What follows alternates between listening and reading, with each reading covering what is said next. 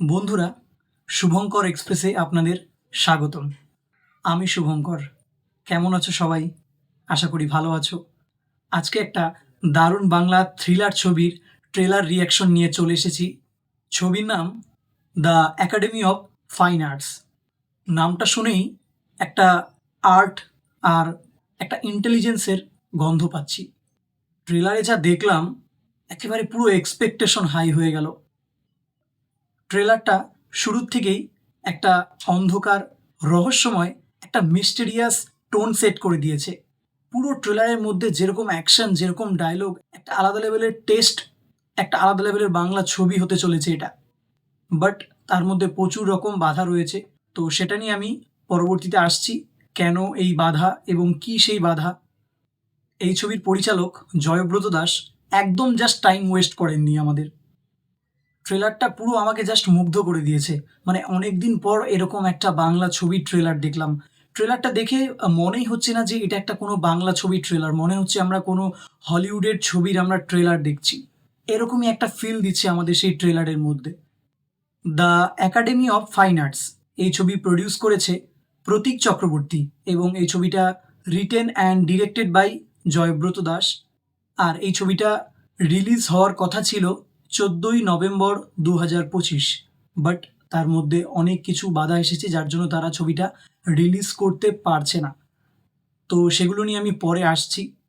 এখন আমি ট্রেলারের কোন কোন জায়গা আমাকে খুব মুগ্ধ করেছে এবং ট্রেলারটা আমার কেমন লেগেছে সেগুলো আমি তোমাদের সঙ্গে শেয়ার করব বিস্তারে।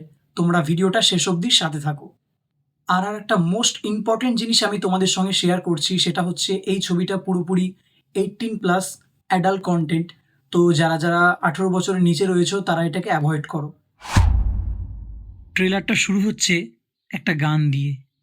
গানটা হচ্ছে হামে দুনিয়া কি পরওয়া নেহি। তো গানটা শুনে এটাই মনে হচ্ছে যে তারা কারোর কথা চিন্তা ভাবনা না করে নিজেদের মতন ছবিটা এক্সপেরিমেন্টাল করে বানিয়েছে। সেই মেসেজটাও তারা ইনডাইরেক্টলি গানের মাধ্যমে আমাদেরকে দিতে চায়। এবং সেই গানটার সাথে সাথে ছবির কাস্টিংগুলো দেখাচ্ছে, কারা কারা এই ছবিতে অভিনয় করছে। আমরা দেখতে পাচ্ছি এখানে পায়েল সরকারকে, একটা পুরো ব্লাড ফেস, এবং একটা লং টাইম পর কামব্যাক, তাও আবার কমার্শিয়াল মুভিতে পায়েলকে আমরা দেখতে পাচ্ছি। বেশ অনেকটা সময় পর এরকম একটা কমার্শিয়াল ছবিতে আমরা তাকে পাবো আলাদা একটা ক্যারেক্টারে। এবং তার আরও কিছু ওয়েব সিরিজ রয়েছে, যেরকম কার্টুন, শরতে আজ, শব্দ জব্দ, তারপর Mismatch Season 3, Encrypted, Murder by the Sea, Hello Remember Me, কাটায় কাটায়। তো এই ধরনের ওয়েব সিরিজে তিনি কাজ করেছেন। এবং এছাড়া তার আরও প্রচুর বাংলা কমার্শিয়াল ছবি রয়েছে, দেবের সাথে রয়েছে। তো তার অ্যাক্টিং ভীষণ বরাবরই আমাদের ভালো লাগে। তো এই ছবিতে একটা আলাদা রকমভাবে তিনি কামব্যাক করছেন। তারপর আমরা যাকে দেখতে পাচ্ছি সেটা হচ্ছে রাহুল অরুণোদয় ব্যানার্জি। তাকে আমরা সবাই চিনি, চিরদিনই তুমি যে আমারের অ্যাক্টর। কেমন দেখতে ছিল, আর এখন পুরো লুকটাই আলাদা। সত্যি অবাক লাগে আমাদের দেখে। তো মানুষটার অ্যাক্টিং ভীষণ সুন্দর। তার প্রচুর কাজ আমি দেখেছি, তার অ্যাক্টিং নিয়ে কোনো কথা হবে না। এছাড়া তিনি আরও কিছু বেশ সিরিয়ালও করছে। তারপর যার কথা বলতেই হবে তার নাম হচ্ছে রুদ্রনীল ঘোষ। এমন একজন অ্যাক্টর, এত ট্যালেন্টে ভরপুর মানুষ, যিনি প্রচুর এক্সপিরিয়েন্স মানুষজনের সঙ্গে কাজ করেছেন এবং তিনিও একটা আলাদা লেভেলে চলে গেছেন, যেখানে তার অভিনয় সত্তা নিয়ে কোনো প্রশ্ন ওঠে না। তাকে কাস্টিং করার জন্য প্রচুর মানুষ চায়। তার জনপ্রিয়তা কোথাও এমন জায়গায় গিয়ে দাঁড়িয়েছে যেখানে সবাই তার কাজগুলোকে অনেক বেশি অ্যাপ্রিসিয়েট করে। তো সেরকম একজন মানুষ রুদ্রনীল ঘোষ, আমাদের বাংলা ইন্ডাস্ট্রির একজন অভিজ্ঞ অভিনেতা। তারপর যাকে দেখতে পাচ্ছি তার নাম হচ্ছে সৌরভ দাস। আমরা তাকেও চিনি, মন্টু পাইলটের অ্যাক্টর। তার আরও কিছু ছবি রয়েছে। তারপর আরেকজনের কথা বলতেই হবে, তার নাম হচ্ছে সুদীপ মুখার্জি। তিনি একটা সময় বাংলায় ব্যাক টু ব্যাক অনেক ছবি দিয়ে গেছেন এবং তার অভিনয় খুবই অসাধারণ, খুবই জেনুইন এবং রিয়েলিস্টিক। তিনি অনেক ছবিতে ভিলেনের রোলও করেছেন। তাকে ভীষণ মানায় বরাবরই।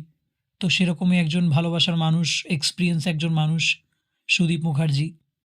এছাড়া ছবিতে রয়েছে আরেকজন যার নাম ঋষভ বাসু।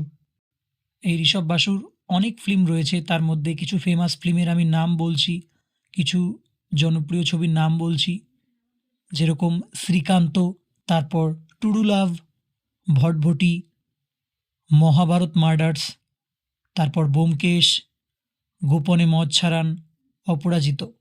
তো এই ধরনের ছবিতে তিনি কাজ করেছেন এবং তার অভিনয়ও বেশ ভালো। আপনারা যারা যারা ওর কাজ দেখেছেন তারা অবশ্যই বলতে পারবেন। তো ট্রেলারটা যখনই শুরু হচ্ছে, যারা যারা ছবিতে কাস্ট হয়েছে তাদের প্রতিটা আলাদা আলাদা সিনকে কাট করে দেখানো হচ্ছে। ভীষণ আলাদা রকমভাবে ট্রেলারটাকে ডিজাইন করা হয়েছে। শুরুটা খুবই অসাধারণ এবং সেই কাস্টিংগুলো দেখানোর পর শুরুতে সিনেমার নামটা তারা দেখাচ্ছে, নিচে লেখা আছে অফিসিয়াল ট্রেলার। তো এটা কোথাও একটা আলাদা টাচ দেওয়ার চেষ্টা করেছে ডাইরেক্টর, যারা এই ট্রেলারটাকে ডিজাইন করেছে, যারা এই ট্রেলারটাকে এডিট করেছে সম্পূর্ণ, তাদেরকে অসংখ্য ধন্যবাদ আমার তরফ থেকে। তো এই যে সিনটা তোমরা দেখতে পারছো, এখানে তারা একটা ট্রানজিশন ইউজ করেছে। ট্রানজিশন এটা এমন একটা জিনিস যারা ভিডিও এডিট করো তারা জানবে। তো সুন্দরভাবে একটা ডোর ওপেন সাউন্ড দিয়ে টেপ রেকর্ডারটাকে দেখাচ্ছে। ভীষণ আলাদা রকম তারা সিনটা নিয়েছে আলাদা রকমভাবে এবং সঙ্গে দেখাচ্ছে একটা বিজনেস প্রপোজাল। সেই টেপ রেকর্ডারের ভিতর থেকে একজন কেউ বিজনেস প্রপোজাল দিচ্ছে এবং সামনে কিছু টিম মেম্বার রয়েছে, তারা মনোযোগ সহকারে শুনছে যে অ্যাকচুয়ালি কী করতে হবে তাদের। তারপরে এই যে সিনটা দেখতে পাচ্ছি, এখানে পায়েলকে ভীষণ আলাদা রকম লাগছে।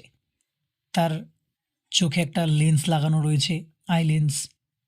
ভীষণ লুকটা একটা পুরো নেগেটিভ মনে হচ্ছে, তিনি একটা কোনো নেগেটিভ ক্যারেক্টার প্লে করতে চলেছে এবং সিগারেট খাচ্ছে। তাকে ভীষণ আলাদা রকম লাগছে, তার লুকটা ডিফারেন্স একটা ক্যারেক্টার এবং তার হেয়ার স্টাইলটাও বেশ অন্যরকম লাগছে। তার লুকের সঙ্গে তার ক্যারেক্টারের সঙ্গে পুরো ম্যাচ করে গেছে। এই যে সিনটা দেখতে পারছো, এখানে রুদ্রনীল একটা গালি দেয়, বলে যে ওরে বাচ্চা। তো ওই ডায়লগটা যখন বলছে এবং সাথে তার ওই ব্লু হেয়ারটার জন্য আরও বেশি পুরো কমেডি লাগছে সিনটা। এই রুদ্রনীলের যেরকম আমরা কমেডি দেখেছিলাম লাভ এক্সপ্রেস বলে যে মুভিটা ছিল, তো সেখানে যেরকম কমেডি ছিল, তো এই ছবিতেও আমরা কিছু রুদ্রনীলের কমেডিকে দেখতে পারবো। তার পরের সিনেই দেখতে পাচ্ছি পায়েলের একটা গান শট এবং তারপরে একটা ফটোর উপরে পুরো ব্লাড পড়ে আছে। তো এই সিনটা দেখে কোথাও মনে হচ্ছে এই ছবিতে একটা ভাইলেন্স কাজ করবে। তারপর ঋষভ বাসুর একটা ডায়লগ রয়েছে যে এই সামান্য মদের বোতল, তার এত দাম। তো এই ডায়লগটাও ভীষণ আলাদা রকম লাগছে। তো এই যে তোমরা সিনটা দেখতে পাচ্ছ, ঠিক আছে, একটা বল পুল বোর্ডে রেখে পুল করার ওটা দিয়ে মারছে তার মেন পয়েন্টে, আর উনি চিৎকার করছে। ওটা বেশ কমেডি, পুরো আলাদা রকম লাগছে সিনটা দেখতে আমার, এবং পুরো আশেপাশের লোকজন হাত পা ধরে রেখেছে। তো এটা দেখে ভীষণ হাসি পাচ্ছে আমার সিরিয়াসলি। তো এই ছবির মধ্যে অনেক জায়গায় বেশ আমরা কমেডিও দেখতে পারবো এবং তার সঙ্গে অ্যাকশন তো রয়েছেই। এখানে কিছু সৌরভের এক্সপ্রেশন রয়েছে, তাকে ভীষণ আলাদা রকম লাগছে, তার তাকানো। তো এই যে তোমরা সিনটা দেখতে পারছো, এই সিনে রুদ্রনীল বলছে যে যেভাবেই হোক বোতলটা আমাদের চাই। তো কোনো একটা পার্টিকুলার বোতলকে কেন্দ্র করে পুরো সিনেমাটা তৈরি হতে চলেছে। এবং এই যে সিনটা তোমরা দেখতে পারছো, সুদীপ মুখার্জি একজনকে কন্টিনিউয়াসলি মেরেই যাচ্ছে। তো এই জায়গাটা ভীষণ আলাদা রকম শটটা নিয়েছে তারা। বেশ অনেকদিন পর বাংলা ছবিতে এই রকমের একটা সিন আমরা দেখতে পারলাম। এই রকম সিন বাংলা ছবিতে খুব কম দেখা যায় বলা চলে। এবং এই যে তোমরা সিনটা দেখতে পারছো, এখানে পায়েল এবং ঋষভের একটা নিউড সিন রয়েছে। তো এই সিনটা নিয়ে আমি বেশি কিছু বলার নেই। এখানে ঋষভের একদম পুরো নিউড ওপেন সিন রয়েছে। তো এই ছবিটা অ্যাকচুয়ালি আগেই বলেছিলাম যে এটা 18+ কন্টেন্ট হতে চলেছে এবং পুরো ছবির মধ্যে অনেক জায়গায় ইন্টিমেট সিনও রয়েছে, বাট এই সিনটাতে তারা একদম ওপেন দেখাচ্ছে। এই ধরনের জিনিসগুলো বাংলা ছবিতে খুব কম দেখা যায়। এগুলো বিশেষ করে হলিউডের ছবিতে আমরা দেখতে পাই। বাট কোথাও ডাইরেক্টর এই জিনিসগুলোকে ছবির মধ্যে ইনক্লুড করার চেষ্টা করেছে এবং ছবির টেস্টের মাত্রা আলাদা রকম বাড়িয়ে তোলার চেষ্টা করেছে। আর তোমরা এই যে সিনটা দেখতে পারছো, অমিত শাহ বলে একজন অ্যাক্টিং করেছে, উনি আর কি আন্ডারওয়্যার পরে ড্যান্স করছে। পুরো কমেডি লাগছে। এই সিনটা যতবার দেখেছি প্রচণ্ড হেসেছি আমি। এবং এই পুরো সিনেমার মধ্যে তারা অনেক জায়গায় ওপেন গালি অর্থাৎ স্ল্যাং ইউজ করেছে তারা। আর এই যে তোমরা সিনটা দেখতে পারছো, এই সিনটাতেও পুরো একদম আলাদা রকম একটা কিলার লুক পায়েলের রয়েছে। তাকে ভীষণ আলাদা রকম লাগছে এই ছবিতে। এবং এই ছবিতে অনেক অ্যাকশন সিনও রয়েছে এবং গান শটের অনেক সিন রয়েছে। আর এই যে তোমরা সিনটা দেখতে পারছো, ঠিক আছে? মুখের মধ্যে বোম ঢুকিয়ে ব্লাস্ট করছে সুদীপ মুখার্জি। তো এই জায়গাটা ভীষণ ভালো লাগছে সিনটা দেখে। এবং তারপরে পায়েলের একটা সিন রয়েছে, তার জুতোর মধ্যে কেউ একজন নাইফ ঢুকিয়ে দেয়। তো সে চিৎকার করছে এবং ব্লাডটা বেরোচ্ছে। সিনটা বেশ অন্যরকম লাগছে। তারপর দেখা যাচ্ছে দরজার বাইরে একটা বডি রেখে, মাথাটা ভেতরে রেখে পুরো কাউকে মার্ডার করার চেষ্টা করছে। এবং সৌরভের ব্লাড মুখে লাগা ফেস পুরো ডেঞ্জারাস লাগছে তাকে। ছুরি দিয়ে কন্টিনিউ বেসিস মেরেই যাচ্ছে। একটা পুরো ভাইলেন্স সিন হতে চলেছে এই ছবিতে। এখানে রুদ্রনীল গান চালিয়ে ডান্স করছে পুরনো একটা গানে। মন চুরি ছাড়া কাজ নেই। পুরো তাকে বেশ কমেডি লাগছে। এবং এই যে গানটা রয়েছে, এই গানটা ছবিতেও রয়েছে আইটেম সং হিসাবে। আর এই ছবির লাস্টে ৩ জন একটা গান শটের সিন রয়েছে এবং তারপর রিলিজ ডেটটা শো করছে। তো ভীষণ আলাদা রকমভাবে ট্রেলারটাকে ডিজাইন করেছে। এরকম ধরনের ট্রেলার এবং এরকম ধরনের ছবি বাংলায় সচরাচর আমরা দেখতে পাই না। এগুলো বেসিক্যালি হিন্দি বা হলিউডে তৈরি হয়। বাট এখন এই সমস্ত জিনিস আমরা বাংলাও দেখতে পারছি।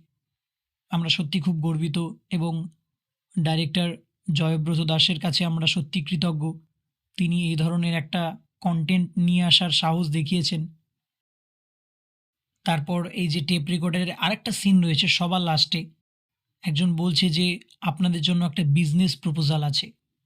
আপনিও চুরি করে নিতে পারেন ১,০০,০০০ টাকা এবং স্ক্রিনে দেওয়া কিউআর কোডটা স্ক্যান করুন, এন্টার করুন দ্য একাডেমি গেম। তো আমি সেই কিউআর কোডটা স্ক্যান করেছিলাম। সেখানে স্ক্যান করতেই দেখলাম www.aofa.in ওপেন হয়ে আছে এবং সেখানে কিছু ট্রেলারের কোয়েশ্চেন এবং ফিল্মসের উপরে কোয়েশ্চেন রয়েছে।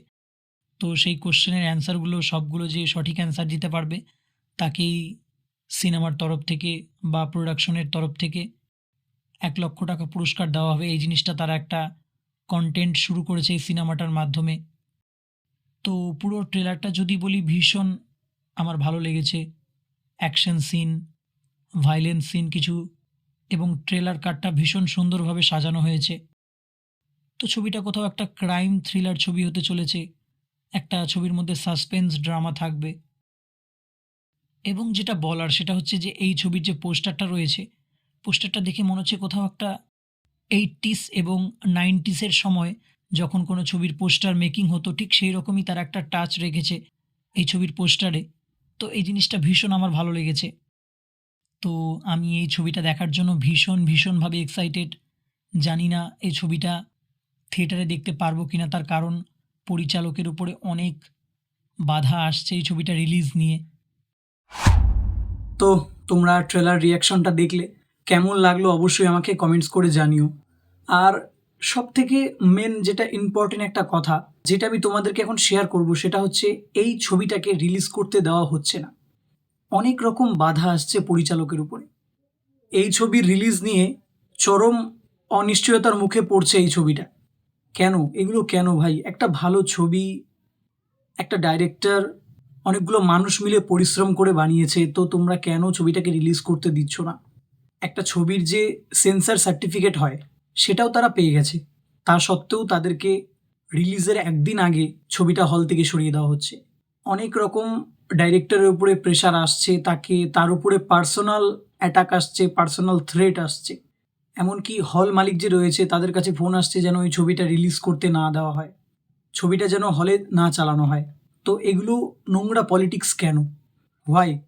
ওনারা একটা পোস্টের মাধ্যমে জানিয়েছিল, the academy of fine arts, এই যে ছবিটা রয়েছে, এই ছবিটা ফিল্ম স্কুল স্টুডেন্টরা মিলে অনেক কষ্ট করে পরিশ্রম করে বানিয়েছে। তারা কোনোভাবে সেটাকে রিলিজ করতে পারছে না।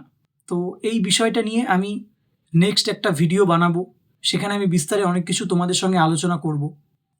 আমি এখানে কিছু বলছি না, তার কারণ ভিডিওটা অনেক লং হয়ে যাবে। যার জন্য আমি নেক্সটে এই টপিকটার উপরে, এই ছবিটা যে রিলিজ করতে দেওয়া হচ্ছে না তার উপরে বেস করে আমি একটা ভিডিও আনবো। সেখানে আমি বিস্তারে তোমাদের সঙ্গে অনেক কিছু আমি আলোচনা করব। তো সবশেষে এটাই আমার বলার যে এইরকম পলিটিক্স যেন বন্ধ হয়।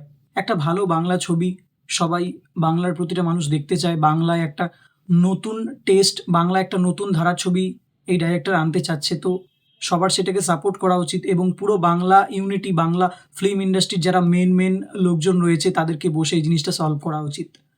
আমি একজন বাংলার নাগরিক হয়ে, একজন বাংলা সিনেমার দর্শক হয়ে বলছি, সবাই তোমরা পাশে থাকো এই ছবিটার।